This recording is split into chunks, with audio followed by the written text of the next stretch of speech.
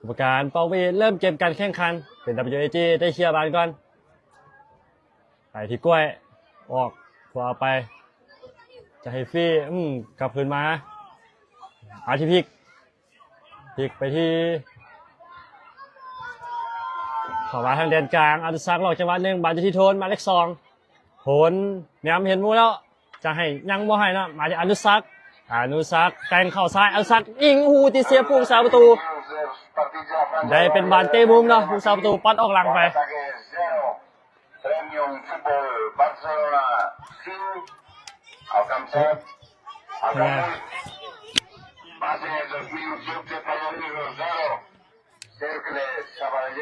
เอามาบึงจังหวะเตะมุมลูกนี้เนาะเตะมุมจากอนุสักTercero, Borja 3, davant l'Atlètic Mata de Pereng. Resultados definitivos de los partidos de la franja horaria correspondiente a las 11 de la mañana. เข้ามาผู้สาประตูปัดออกได้มาอยู่ที่พลิกนำได้ให้คืนมาที่แลมโบให้เข้ากลางมาที่หมายเลข2อุ่นยิงยังเซฟได้เราผู้สาประตูของทางด้านฟุตบอลสตาร์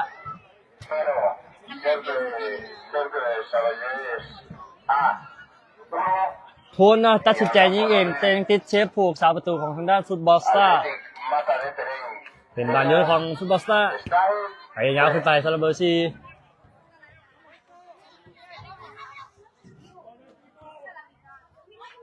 โทนทันหรือเปล่าผูกสาประตูเชียร์ยาวขึ้นไปเป็นบอลทุ่มของ WAGยิง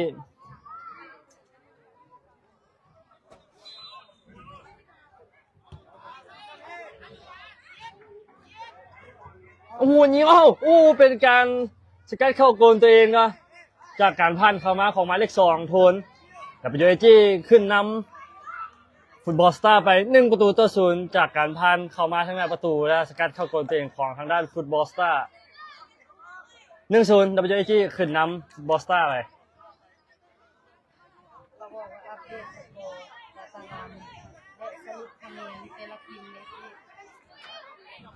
มาที่หมายเลข8จะให้เขาในจะถึงดักได้มาที่หมายเลข2จะให้อนุสักอย่างวัวพานบาลที่หมายเลข11ฟุตบอลสตาร์เตะอัดออกไปสำหรับหมายเลข11เต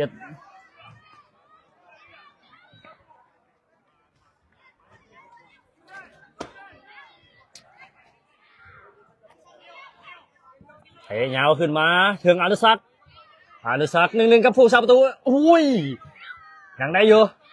ยิงได้หรือเปล่ายังแฮกพานเข้ามาโบพานมาอยู่ที่พลิกให้ออกมาโทนยิงเป็นประตู WAG ได้ประตูที่2จากการยิงของหมายเลข2โทน WAG ขึ้นนำฟุตบอลสตาร์ไป2-0จากการยิงของหมายเลข2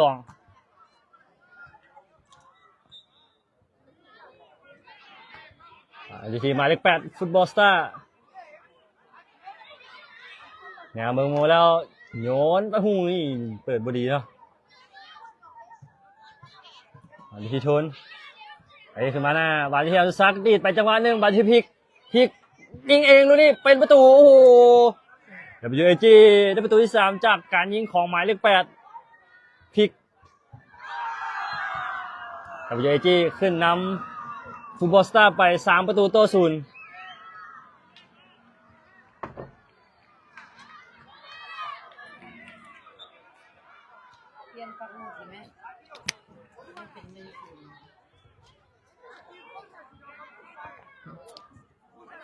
รที่หมายเลข8ของฟุตบอลสตาร์ให้คืนมาออกทางด้านซ้ายหมายเลข4เงียบจังหวะหนึ่งโตไปขึ้นบานที่บางซ้ายหมายเลข4ถึกยังไม่ได้โทนให้มาที่อนุสักเงียบเข้าซ้ายอนุสักยิงเองสลับลูกนี้เข้ามือผูกสาประตูไปยาวขึ้นไปผูกสาประตูฟุตบอลสตาร์นายเคลียร์ขึ้นมาบานที่หมายเลข10ของฟุตบอลสตาร์จิ้มมาบดีอนุสักจะพลิกจะถึกดักไปได้ก่อน เวเกตออกไปทางด้านซ้ายให้เข้าในให้บดีมาที่กล้วยออกมาที่หมายเลข2โทนแนวเมืองอนุสักแล้วให้มาเข้าซ้ายยิงเองหรือบ่อนุสักยิงหุยเข้าข้างประตูไปเป็นบอลตั้งเตะจากหน้าประตูฟุตบอลสตาร์ให้สันๆมาที่หมายเลข11เข้าในยังบ่พันกล้วยมาที่โทนออกมาที่อนุสักแทงให้โทนแต่จังหวะหนึ่งโทนอุ้ยสั้นเกินไปมาที่อนุสักหักเข้าซ้ายอนุสักยิงเป็นประตู WAG ได้ประตูที่4จากการยิงของหมายเลข10อนุสักวิไลกุล WAG ขึ้นนำฟุตบอลสตาร์ไป4ประตูต่อ0ในครึ่งเวลาที่1เนาะ WAG ขึ้นนำไปแล้ว4ประตูต่อ0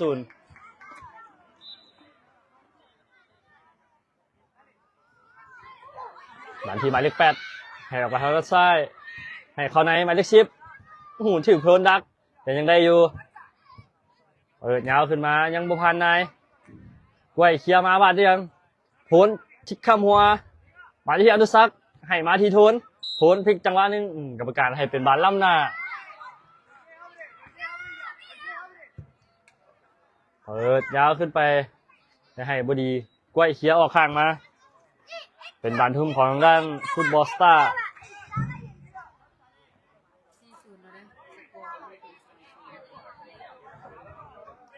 นี่เป็นรายการอย่างอธิบายให้ได้ฟังเลย นี่เป็นรายการมิกซ์ฟุตบอลเซเว่นเนาะที่ประเทศสเปนมี10ประเทศเข้าร่วมหนึ่งในนั้นก็มี WAG ของเราเป็นตัวแทนจากสปลาวมาร่วมในรายการนี้ตอนนี้เขาแข่งขันนั่นรอบ8ทีมเนาะเจอฟุตบอลสตาร์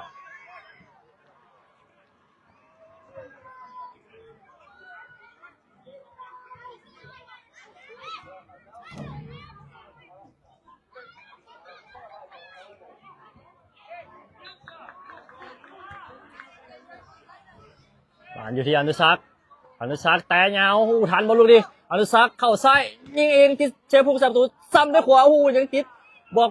โม่อีกมาหนึ่งยังติดเชฟจะซ้ำได้หรือเปล่ายังบ่ได้กรรมการให้เป็นบอลฟาวล์ให้มาหมายเลข8น่าเสียดายเนาะซ้ำ3เทื่อบ่เป็นประตู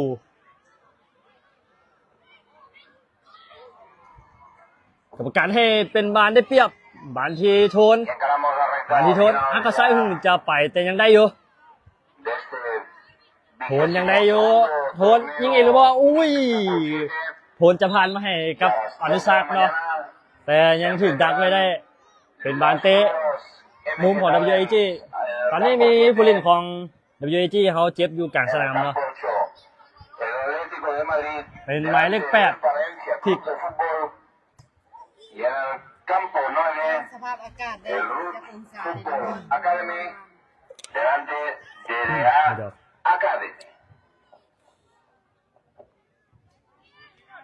25 องศา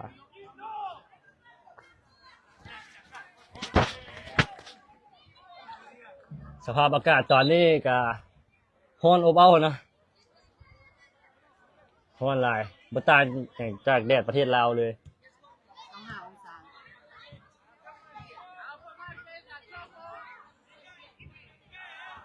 เอาเบิ่งบานเตะมุมเนาะมาลักกี้ยิงเปลี่ยนตัวลงมายิงเลยเนาะเขาลักกี้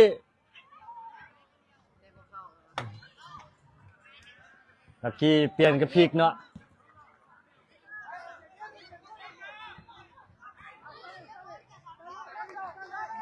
ปั่นอยู่ที่ไหนมาดีมาเลข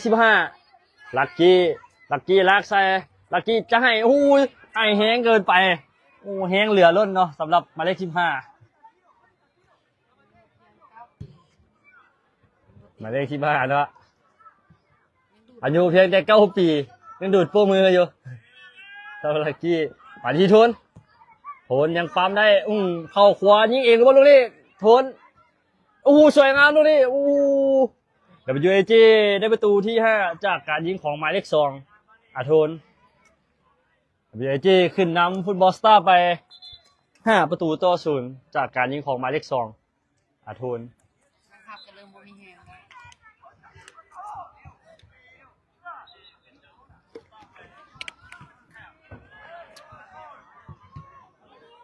ฟังมาบ้าง ทีหมายเลข9ของทางด้าน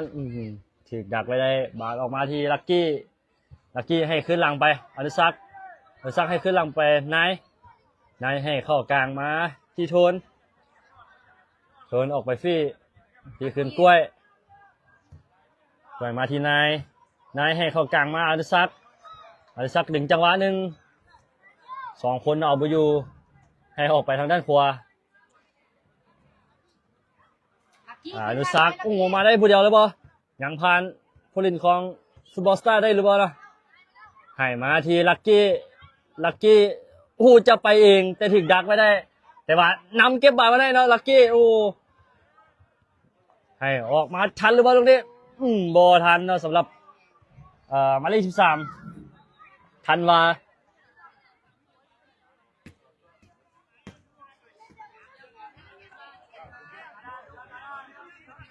ลักกี้บ่ต้องขึ้นสูงหลายลักกี้ หมายที่กองหลังของทางนั้นฟุตบอลสตาร์ให้เข้ากลางมาถึงเคลียร์ไว้ได้นะกล้วยขออภัยบานอยู่ที่มาให้ที่อนุสักเข้าซ้ายปั่นโค้งยิงจังหวะเดียวเลยสำหรับอนุสักWAG ได้ประตูที่6จากการยิงของหมายเลข10อนุสักวิไลกุลกรรมการเป่าวีดจบครึ่งเวลาที่1 WAG ขึ้นนำฟุตบอลสตาร์ไป6-0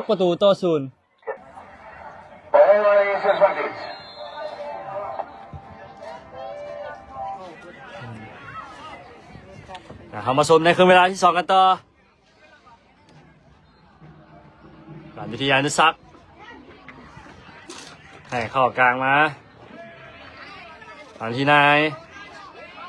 ให้มาที่ลักกี้ดึงจังหวะหนึ่งให้ขึ้นหลังมาที่นายเสียบานไปบานอยู่ที่ฟุตบอลสตาร์ล่างเงาเกินไปถึกกล้วยดักไว้ได้ที่ฟี่เป๊ปซี่นะให้ขึ้นหลังมาที่กล้วยออกไปทางด้านซ้ายให้นายเนาะ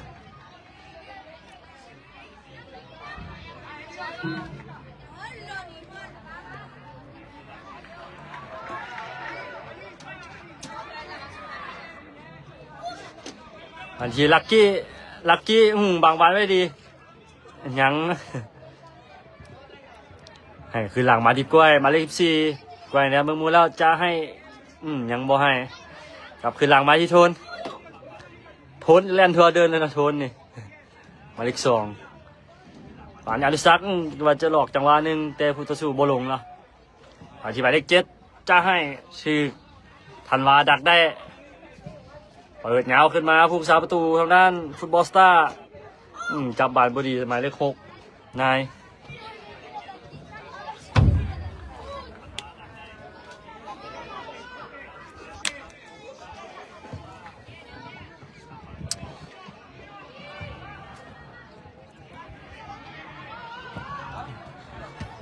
หันว่าเอาบาทลง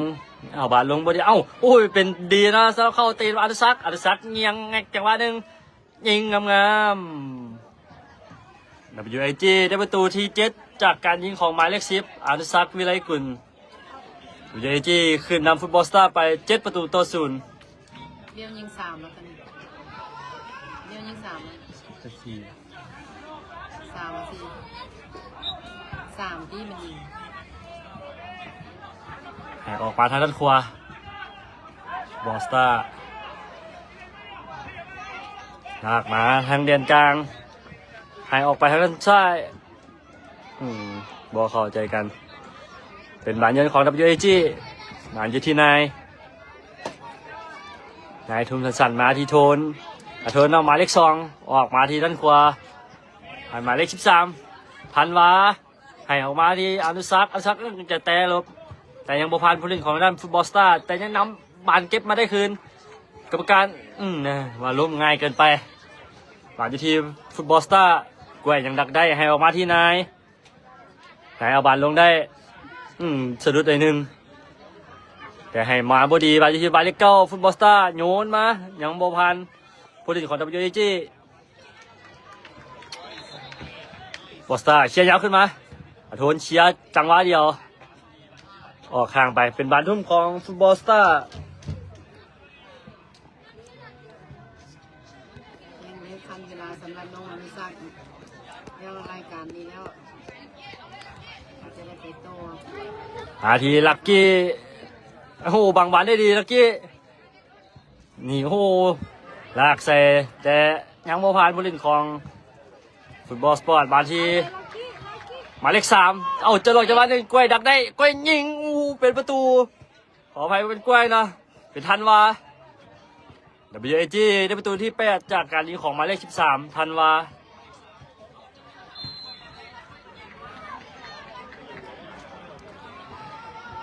สำหรับจบรายการนี้เนาะอนุสักหรือว่าเบลเกตจะได้ไปนำรุ่นอ้ายต่อที่โปรตุเกสเนาะไปป้องกันแชมป์ที่โปรตุเกสในรายการไอเบอร์ครับในอาทิตย์หน้าเบลเกตจะไปต่อเลยไปเตะกับรุ่นอ้ายเพื่อป้องกันแชมป์ไอเบอร์ครับอยู่ที่โปรตุเกส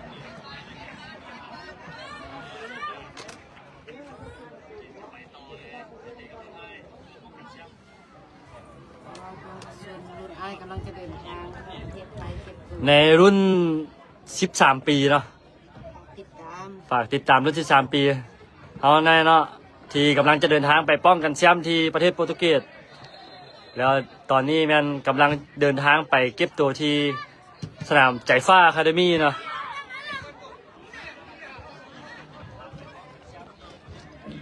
แล้วอนุสักดิ์ก็จะได้ไปพร้อมรุ่นอ้ายเพื่อเก็บเกี่ยวประสบการณ์เดี๋ยวทีมหมายเลข2กลับขึ้นมาสู้เกมเขานะบางอนุสักดิ์แยกจังหวะหนึ่งให้ลักกี้จะให้กับน้องเพิ่นแต่ให้บ่ได้ถึกบอกไปได้ก่อนลักกี้กับอนุสักดิ์นี่เป็น2ไอ้น้องกันนะได้ลินในสนามเดียวกันในรุ่นเดียวกันถือว่าหาได้ยากเนาะโอ้โหไปอ่านออกไปเป็นบอลตั้งเตะจากหน้าประตูทางด้านฟุตบอลสตาร์เตะยาวขึ้นมาผู้สาประตูบอมีภัยเข่ามือแบบชี้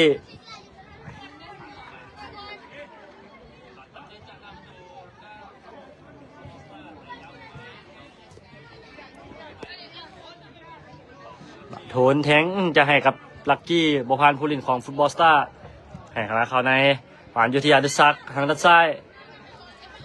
แทงโอ้จะแทงให้ลักกี้แต่ลักกี้บ่เข้าใจไอ้ยาวขึ้นมาแบบซี่เกือบเป็นประตูเป็นบานออกหลังไปเป็นบานตั้งเตะจากในประตูของด้าน WAG กล้วยให้เขาใน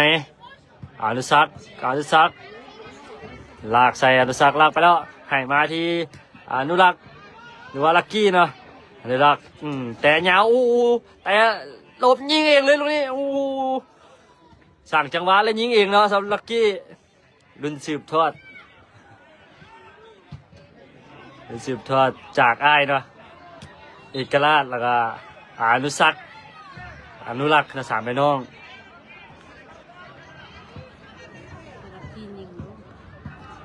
เอามาเบิ่งฟรีคิกลูกนี้ของ WAG อนุสักดิ์ฟรีคิกเหลี่ยมนี่ระยะวางพลเนาะสำหรับของอนุสักดิ์ Que se vayan dirigiendo ya hacia la zona de salida. En el campo 7, Las Cruces juega contra el MZ Dens. El Atlético de Madrid juega su compromiso delante del Valencia Club de Fútbol en el campo 8 y en el campo 9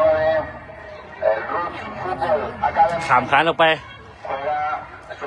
เพียง compromiso บานตั้งเตะจากหน้าประตู Academy. ผลเอาบานลงได้ Gracias. เข้าใจเป็นอย่างมันต้องยิงแบบนั้นวะ กล้วยออกไปทางด้านซ้ายให้ที่นาย ¿De dónde sois? ลา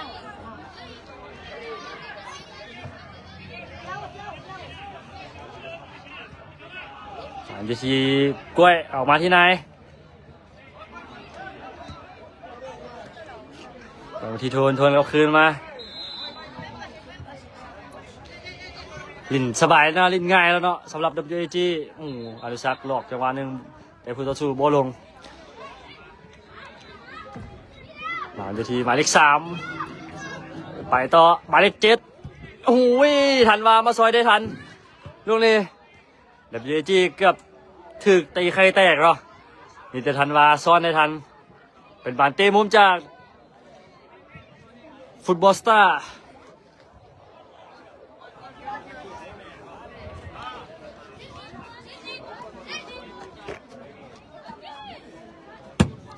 ให้ขึ้นมาหักเข้าขวายิงเองออกหลังไปจะเป็นบานสแลบเนาะยังได้ตี ¿Pierde มุม o gana? ¿Lose o win? Yes win Win. Yes What? 2-1, 1-0, 2-0,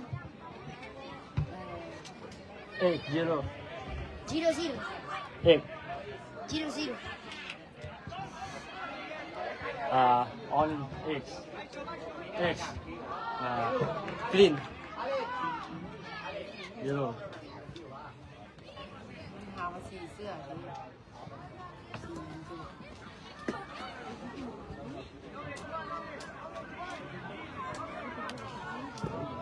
สี เหงาขึ้นมาก็เห็นจะมงบานเดียวแต่ยังติดผู้ลินของในด้านฟุตบอลสตาร์ยังได้อยู่ให้ออกมาที่ทันว่าอันตสักเคลียร์จังหวะหนึ่งฟุตบอลสตาร์บุกเข้ามาหูจับบานพอดี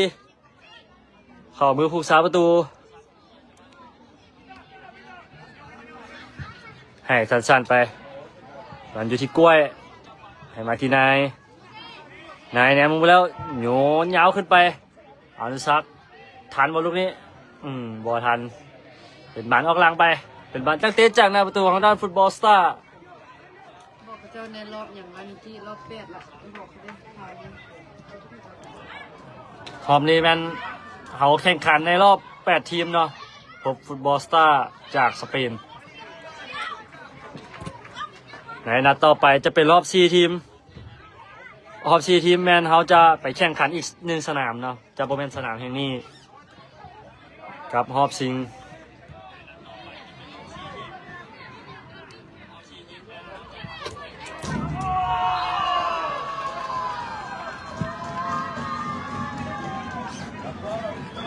ลิ้นง่ายเนาะสำหรับ WAG เนาะบอลฟาวค่อยๆเคาะไปเคาะมาบานที่ลักกี้ให้ขึ้นหลังมาให้สั้นไปสำหรับลักกี้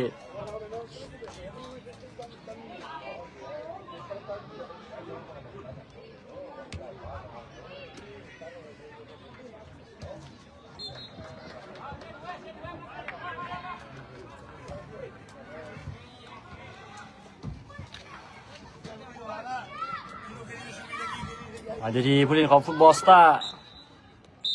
กรรมการเป่าวีดจบเกมการแข่งขันผมก็ว่า WAG เอาชนะฟุตบอลสตาร์จากสเปนไป8-0ผ่านเข้ารอบ4ทีมสุดท้าย